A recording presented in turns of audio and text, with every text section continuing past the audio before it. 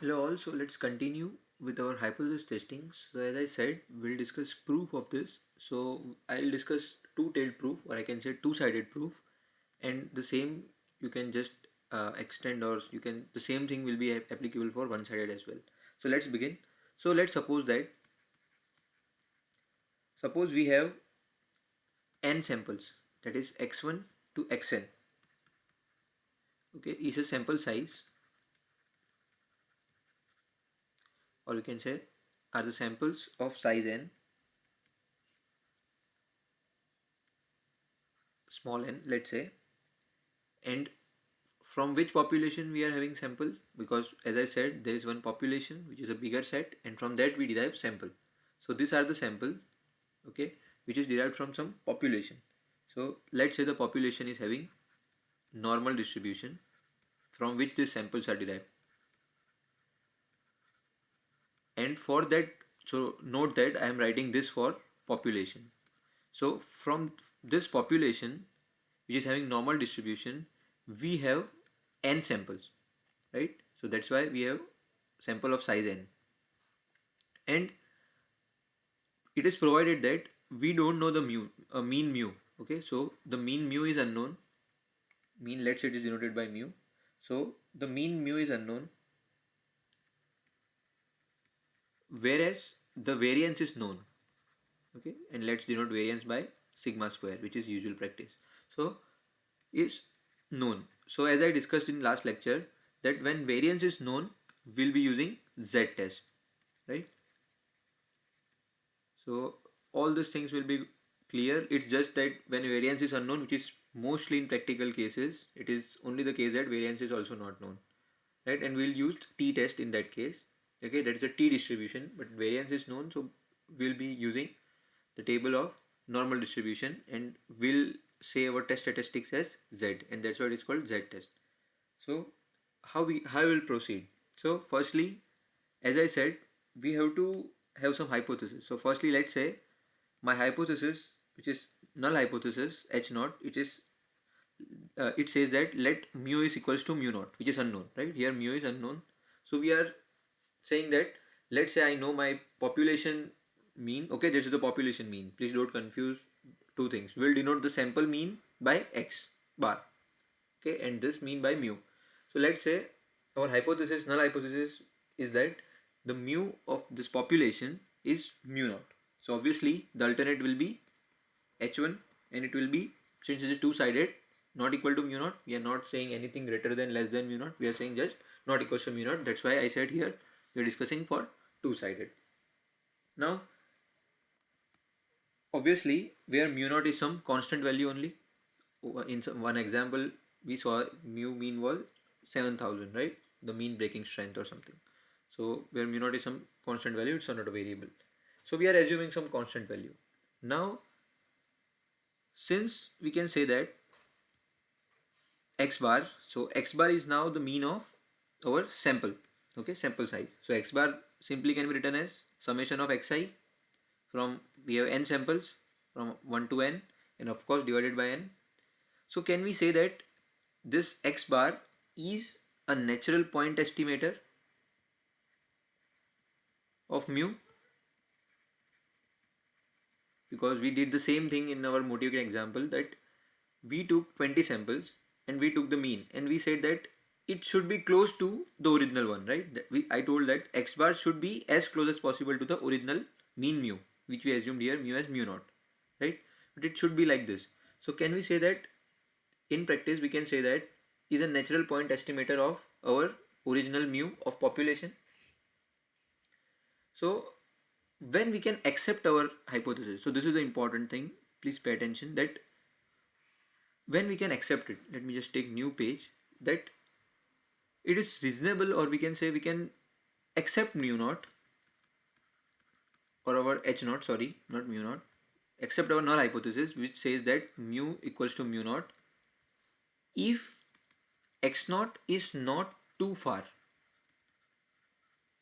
So it's if it's not too far from mu naught, right? Because as I said, we need x bar to tends to the mean mu naught of population. If this is the case, then we'll say that we'll accept mu naught. right? This is what we want. Our null hypothesis is this only. So mathematically, what we can write is that, let me write that, that is the critical region of the test. Just bear with me, what I'm writing, I'll explain. Would be of the form, I'm just slowly moving towards mathematical form. So the critical region, let's say it is C, should be of the form that of our n samples. Let me just finish writing and I'll explain that x bar minus mu naught, that is this difference, let's take modulus, okay, should be greater than C, right? So the critical region will be that when x and mu naught will have some difference greater than some value C. This is small c and this is uppercase C, right? So if this difference is greater, and obviously for some suitable value of C, so C is some suitable chosen value of C, right? So if we desire that the test has significance level alpha now, so I am deciding that how much error I can tolerate so that we can suitably satisfy this condition, right? So for that, of course, alpha will be needed. So if we desire that our significance level alpha, okay, is some constant, obviously it's some smaller value, okay, then we must determine the critical value C for this critical, because how much error that we are tolerating will depend on this alpha, right? So here alpha will come into picture as discussed. So please note that I am connecting all the dots that I discussed in our previous video, which was just the introduction. So again let me repeat that if we desire the significance value alpha, then I am not taking any particular value of alpha or 1% or 10% or anything. I'm just deriving the general proof. So that's why, let's say we have some significance value alpha, then what we should have, then we must determine the critical value C, small c, right, in above equation. So, and that will make type 1 error. Now I'll say in a minute what is type 1 error, and of course then what is type 2 error. There is nothing like type 3 error as far as my knowledge is concerned. So I'll discuss type 1 and type 2 error after writing this statement. So that is, C must be such that, I'm writing here that x minus mu naught, the probability of x minus mu naught greater than C, right, which is this thing only, just I am writing now in terms of probability, this is in terms of set. So the probability that my x and mu naught, what is the difference between this x and mu naught, right, is greater than C, should be equal to alpha. Why? Because what I am saying is that alpha is what, as per the definition, is that how much error I am allowing.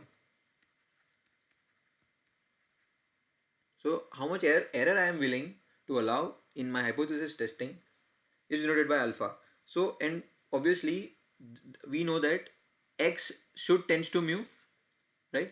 And for that purpose, what should we have is that when this value, that the difference between x and mu naught is greater than some constant c, then that value should be equal to alpha. Why? Because alpha is the error, and obviously we know that when there is a huge difference, how much difference between x and mu naught is the error?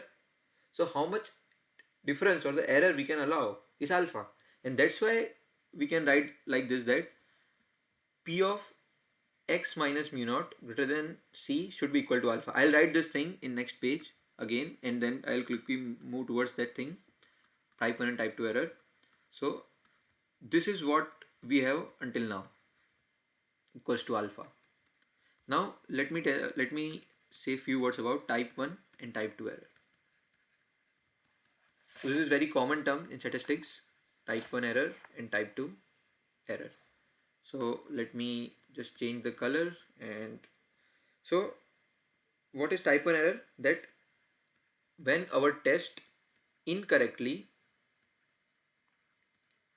calls for rejecting H naught when it is in fact correct. So it's easy, it's self-explanatory, you can just read it, simple English, that when the test says that we have to reject H naught but actually we don't have to, then it is a type 1 error. And obviously the other way around will be type 2 error, that is if the test calls for accepting H naught when it is false, right? So when it is false, that is H1 is true but the test calls that no, accept H naught, then it is type 2 error. So what I said in this is that after significance level, then we must determine the critical value C that will make type 1 error to alpha. And what is type 1 error? Type 1 error was that when test incorrectly calls for rejecting H naught when it is in fact correct, right? So that will make type 1 error equals to alpha, that is C must be such that this equation which I wrote it here, right? So this is the error that I am willing to accept, and that's why it is called type 1 error, that incorrectly we are saying for rejecting H naught, right? But when in fact it is correct. So how much error we are allowing? Alpha, significance level, and that's why this is the type 1 error, and this type 1 error should be equal to alpha, because until alpha we can allow our H naught, okay, to accept it. So if until alpha we can accept H naught, that much error is okay in accepting H naught.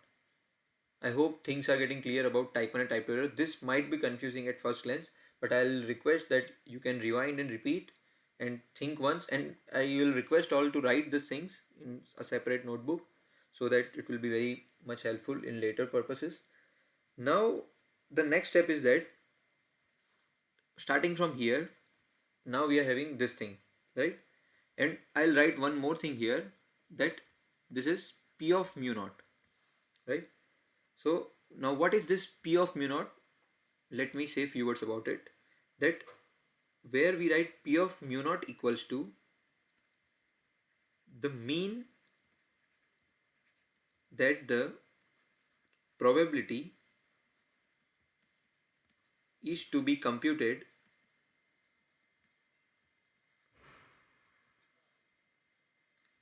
under the assumption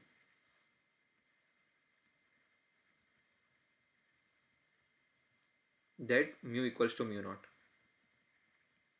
Okay, so it's nothing but, so it means that it doesn't mean, it means, okay, that P equals to mean is that the probability is to be computed under the assumption that mu equals to mu naught. That's it. So we obviously we started with null hypothesis, which is mu equals to mu naught. So everything that we compute, every probability, we'll assume will go through mu equals to mu naught only, right? Now, however, now the main point is that, however, when mu equals to mu naught,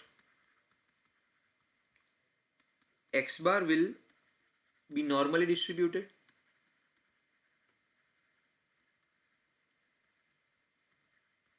because as per our central limit theorem, it says that when our population is normally distributed, then whatever samples that we are taking from it, they will also form some distribution, right? The mean of all the samples will also form some distribution, and that mean will also, if we'll take some vast number of samples, like as a rule of thumb, if you'll check my central limit theorem lecture, which is already there uploaded on on my YouTube channel, so it says that as a rule of thumb, n is 30, n equals 30 is a rule of thumb, that when we'll take 30 samples from population, then that mean of those sampled means I explained all these things. This is quite a bit tongue twister, that mean of sample means, but that follows Gaussian distribution. And this is what CLT says. CLT means nothing but central limit theorem. I'm just writing CLT. So when mu equals to mu naught, x bar will be normally distributed, or we can say Gaussian distribution, with mean mu equals to mu naught. So with mean, let me write mean mu naught so that we are not getting confused anywhere. And variance will be, this central limit theorem says this, sigma square by n. So sigma square was the variance of population, which is unknown, which is known in this case because we are having z test. Okay, pardon. So just dividing by total number of samples will give variance of our sample mean or samples. Okay, and then so what we can write is that our test statistics, now is the time to define our test statistic.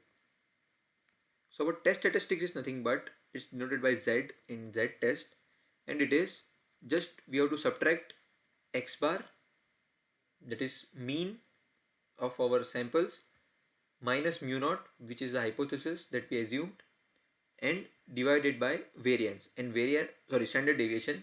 So standard deviation is nothing but under root of variance, right? So we'll just divide by sigma upon root n, right? So now this test statistics,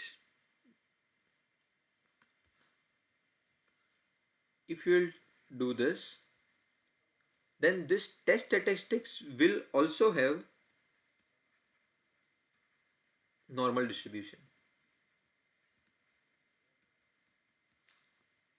So now our equation number 2, since now everything is normal distribution, so let me just go back to our previous equation, this equation, right? So I will modify this little bit because you can see some similar terms like x minus mu naught is here as well, and x minus mu naught is here as well. So I'll try to modify the same equation. So we can write it as just omitting mu naught, okay, just for time being. So mod z is greater than c under root n by sigma. What I did is I just put x minus mu naught as z into sigma upon root n in this equation, right? In this equation I did this, and that's why I got this. And obviously it's a probability, and it was equals to alpha.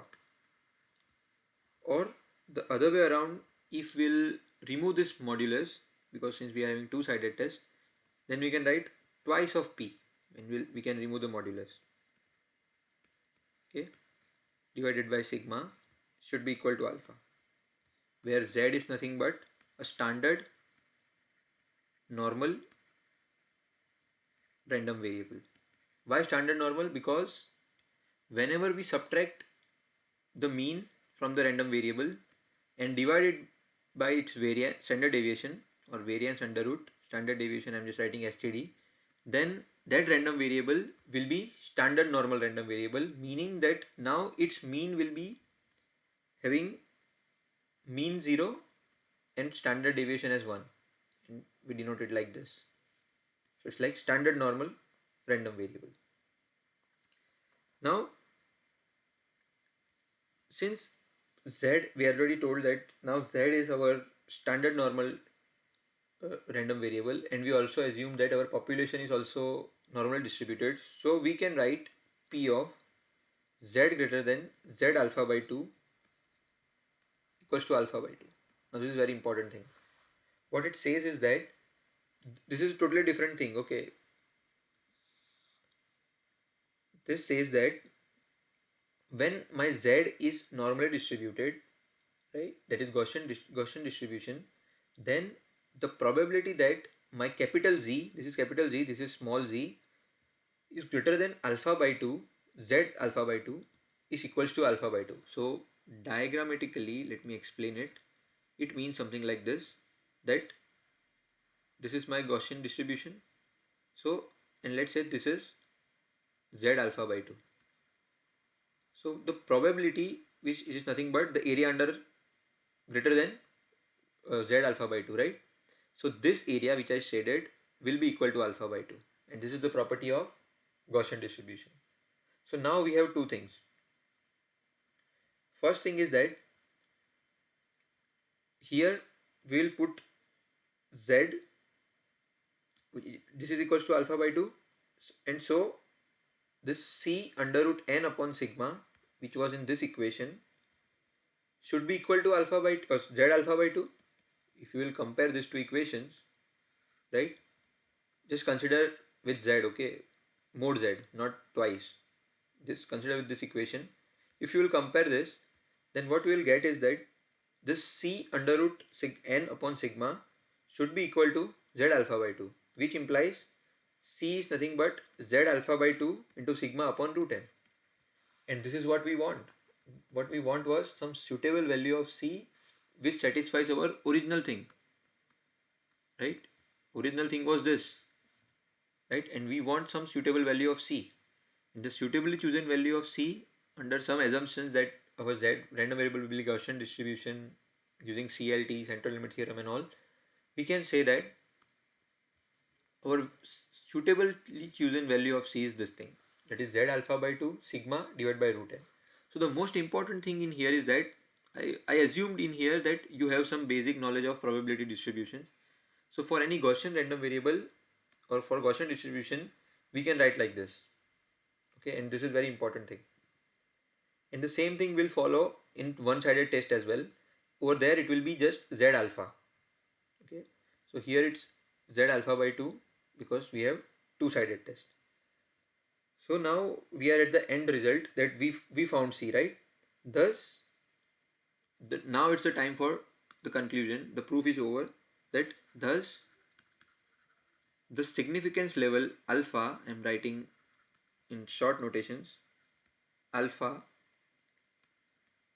test is to reject h naught if, when it will reject, when my x minus mu naught divided by sigma into upon root n, okay, that is our test statistics, this is our test statistics, the entire term is greater than z alpha by 2, okay. So this is nothing but our test statistics z. Let me write test statistic for our z test, and this is our critical value, or we can say z alpha by 2. So based on alpha, this we will find by from tables. Since we assume that Gaussian distribution, so we will be provided with Gaussian distribution table, and you have to check for a given value of alpha. Alpha will be provided in the problem sum. For given value of alpha, you have to just check alpha by 2, and then we have to find z alpha by 2, and all these things will be provided in the question, right? Because we will be having this, we will be having this as well, and this is the case of known variance, so we will be having sigma as well and number of samples as well. So we will be having all these things. So the entire thing at the end says that we have to just compare this test statistic with z alpha by 2, and that's it. So if this will happen, then we will reject, right? And of course this is mode. So the entire story goes like this. Let me just plot nicely for two-sided case, that this is z alpha by 2 and this will be minus z alpha by 2. So when it is greater than, and of course when we'll remove modulus, the when it is less than, right?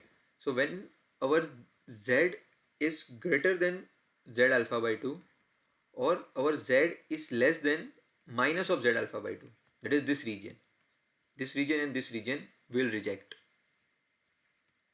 Okay, so let me just have some neat boundaries that we will reject, and in this region we'll accept. So always when you try to decide in the last step whether to accept null hypothesis or to reject, always try to compare by drawing this graph or visualize this graph in your mind, and after that just compare it whether you have to accept or reject. Clear? And obviously this axis will be nothing but our test statistics, right, which is nothing but z test, just I'll denote test statistic by z, and which is this value x bar minus mu naught upon sigma by root n, right? So always we'll find this value of z, compare with z alpha by 2 from the table, and just we'll decide. So the entire thing is just to explain how things are going on in the background, but this is not needed at all. But just to make things clear in your head, I explained this entire proof, and in next lecture I'll be starting with a fresh example, the real life example. Okay, so things will be get more clear. So that's it about this video. Thank you so much and stay tuned.